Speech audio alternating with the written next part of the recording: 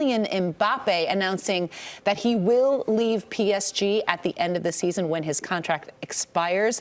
I don't know that this is much of a surprise, but at least now we know, and we're not going to have to suffer through a bunch of transfer rumors this summer because he has made it clear to the club that he will be leaving. He joined the club in 2017 from Monaco and has just been, an absolute wonder for PSG since he's been there.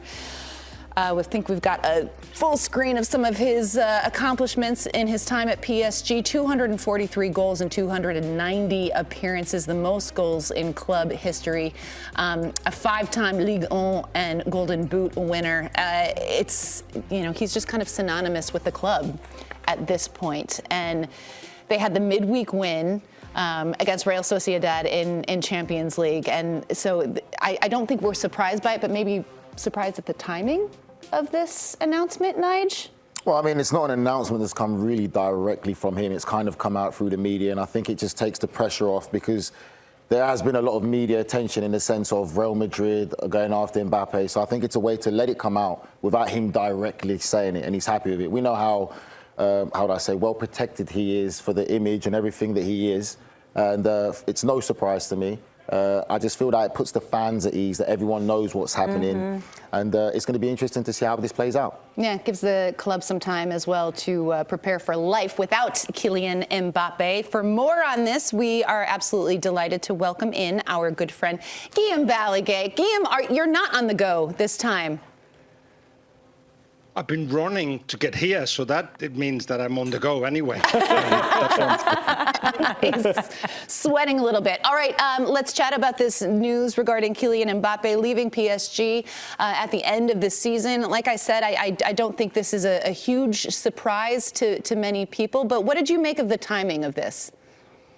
Let's put as much context as we can. It is not a surprise because we all thought he's going to end up at Real Madrid at some point. No, so I've just told you the end of the story. You don't need to watch all the episodes of this series. But if you want to know, basically, PSG have been saying for a while, we are hopeful that he could actually renew his contract. So if you listen to that, which comes straight from the top, there was the possibility of him staying. But as the months were going after January, when he's free and he's still not renewing, we're all thinking, all right, he is leaving. Still needed for somebody to tell us that that's the case. One thing is for us to guess it and to talk to people around Mbappe or the club or Real Madrid and agents, and you more or less come out with the same conclusion. And another one, as Nigel said, is that actually we get the memo from the club. And that's what happened yesterday. Basically, there was a meeting with the chairman of PSG, Nasser Al-Khelaifi, and Mbappe on Tuesday before the training session, the last training session before the game against Real Sociedad. So Tuesday, they shook hands and Mbappe said, right, this is it. And then he did it for different reasons. One, because Real Madrid, who will probably be his next destination, asked him after 2 tries at getting him, and he said no to Real Madrid, one when he was in Monaco, and another one before he renewed his contract with PSG. Real Madrid said, you know what, if you want to come now, you're going to have to do 2 things. One, to announce somehow, to tell the world that you live in PSG. We won't get involved until you do that. And secondly, at some point, somehow, we're going to have to hear from you that your dream is to play for Real Madrid. So that is also coming. That's what's been brewing at the moment. I don't know if he'll come out with it at some point, but certainly you're going to see the newspapers in Spain and in France with lines like this. Mbappe is desperate to go to Real Madrid because he is. He has been, of course, part of his dream. And the timing of why now he actually those things that I'm telling you, but also he did say that he didn't want his future to be decided when the Euros are taking place, or just before the Euros. He wanted around this time. He said, last 16, that will be the time. Well, in between the first leg and the second leg of the last 16 is when everything has come out. And now, yeah, we're going to have a little bit of fun until Real Madrid confirms that he will be a player for them. Guillem, I want to ask about the situation Real Madrid are in, because it's very different than the last time they tried to buy him. They were in a much more desperate position, if you want to use the term desperate. They were just certainly much more in need of a Kylian Mbappe than they are now. Do you think the numbers have shifted from some of the numbers that were being reported or rumored then in regards to trying to get him? 100%. And that has to do with the fact that they're not that desperate. They are. but don't tell anyone. Because actually it's part of the big project, the big strategy of getting 3 of the 5 best players in the world. Mbappe is the one missing. And yes, they want him to continue this project that is young, but it will be in the hands of really, really big quality players for 6-7 years. Mbappe comes in and then they'll just need little adjustments. Maybe Davies, the fullback, maybe another player, centre back. But in any case, the project will be decided for 3, 5, 6, 7 years, and they will have Bellingham, Mbappe, and Vinicius in the same team, which is unbelievable.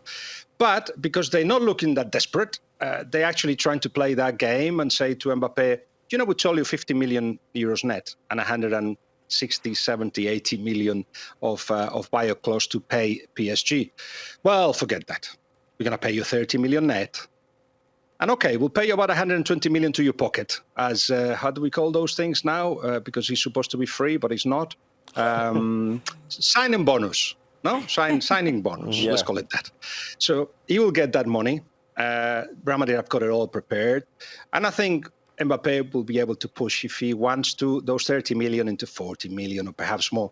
But that's the negotiations that are taking place. 2, 1 with Real Madrid, which has been going on for a while. 2 with PSG. Let's see in which terms he leaves the club. Because one thing is to say to the chairman, yes, I'm willing not to charge you the 80 million euros of loyalty bonus. Another one is having to sign it. So let's see in which conditions he leaves the club. Guillem, I love the fact that you've just broken Arsenal hearts there by saying that he's going to Real Madrid. It's fantastic to listen to that. With Mbappe going to Real Madrid, do you think there might be a chance that maybe Rodrigo or maybe even Vinicius Jr. might leave Real Madrid? With him coming in there, you talk about how good they look with Vinicius Jr., Valverde, Bellingham, Brahim Diaz now is having a fantastic period for Real Madrid. Do you think that they'll manage to make it all work? I'm sure they will. And I'm sure one of the reasons Ancelotti has signed another contract is because he'll manage to do it. I mean, every time we speak, one thing that gets mentioned is how well he's done with what he's got. How clever he was with his position of Bellingham, how he protected Kroos with Valverde, how when the centre-backs got injured, he just made other centre-backs, like a centre midfield in Tchouaméni and a right-back in Carvajal, Camavinga's left-back. All those things have worked. And, yeah, it's a bit of a headache to having to put all those players together, but there is no need, financially, there is no need for Real Madrid to get rid of anyone. There will be 1 or 2 players that will leave, maybe Modric, maybe Nacho. They're running out of contract at the end of this season, in which case it will release some money, but they've got the gap available for Mbappe, which is unbelievable, right? We're going to have to say this. I don't know what you think of Florentino Perez, Nigel, and the rest of you, but he's done a great job, hasn't he, of actually having an amazing stadium in the middle of COVID, which benefit him because he didn't lose so much money at that point, ready for the next 50 years or more, with a team that's challenging for everything already. There was a transition that lasted half a year last year, and they're already there. And as I said, they're about to get in the same size 3 of the 5 best players in the world. So you have to say, well done.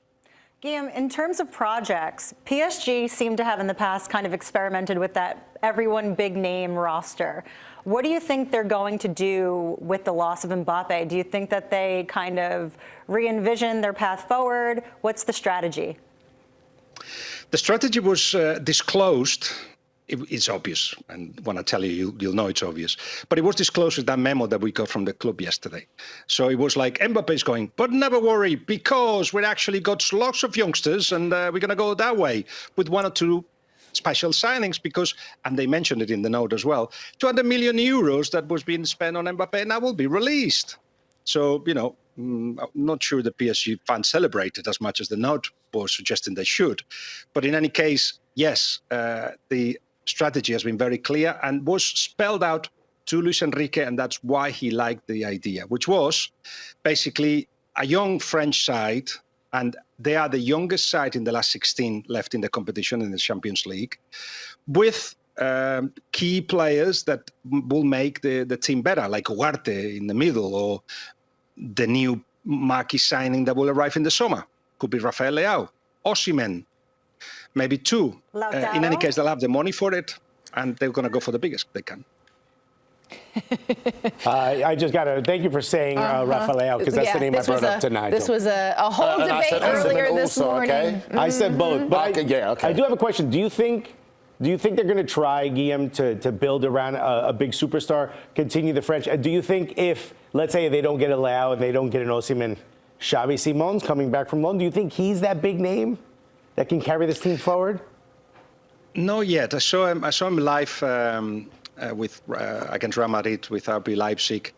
He's 20. You cannot build a team around him, but he will come back. And he will be part of what they're trying to do, build a side with players coming through the ranks, not necessarily French, but with some of the best French players around. And yes, you're going to have to complement that if you want to win for everything. And if you've got somebody like Luis Enrique in charge, he will demand that you go for one or two big names. And you know, as well as me, that Osimhen has been trying to leave Napoli for a while.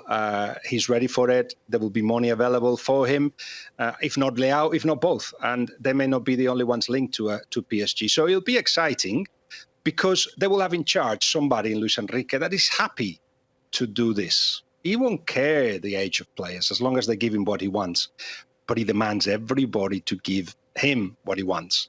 And obviously, a bunch of young stars and one or two players that perhaps haven't played every year to win the Champions League, as PSG will have to do, then they will be willing to follow his lead. So there will be more harmony. Plus, let me tell you one more thing that Luis Enrique is pointing out to. He did to us, to Anita at CBS after the game. People should get a little bit less obsessed at PSG about the Champions League. You build something, you create something, but you cannot force a team to win the Champions League. Nobody is in that position. You can do it, you can aim to do it, but I do feel that with a team that has got more French players, victories will feel better and defeats will last a little bit less. Guillem Balague, you are the best. Thank you so much for all the great intel. We appreciate you taking the time to join us today. Have a great weekend. Cheers, same to you. Bye-bye. Bye.